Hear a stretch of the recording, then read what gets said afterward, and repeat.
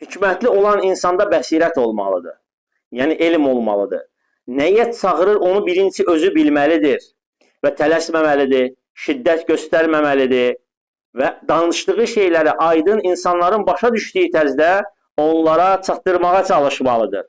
Və beləcə ayətlərdən, hədislərdən, mövzələrdən danışmalıdır ki, insanlar bundan təsirlənsinlər. Amma cahilliklə olan dəvət və yaxud da şiddətlə olan dəvət bunun xeyri olmur, bunun ziyanı olur yalnız. Çünki cahilliklə olan dəvət dəlillərlə olan dəvətlə eyni ola bilməz. Mümkün deyildir. Mümkün deyildir. Və beləcə şiddətli olan dəvətlə, şiddətlə qurulan dəvətin ziyanı xeyrindən daha çox olur. Görürsən, başlayana nətər başlayır?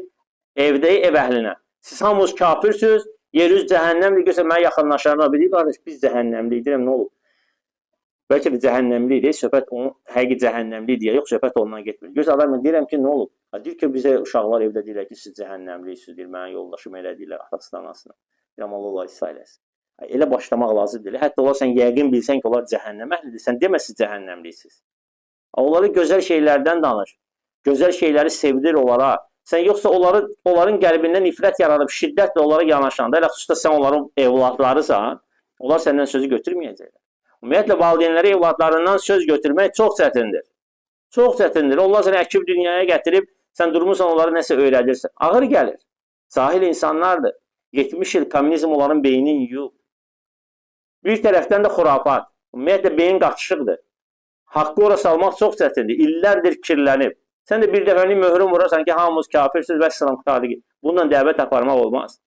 Dəvətdə hikmətli olmaq lazımdır, səbirli olmaq lazımdır, bəsirətli olmaq lazımdır.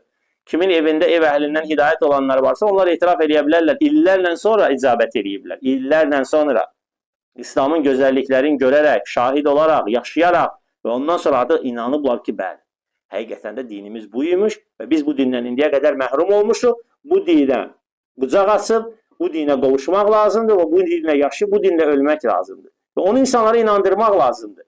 O cahilliklə olmur, nə də şiddətlə olmur. Bunu asıl qulağınızdan sırğa edin.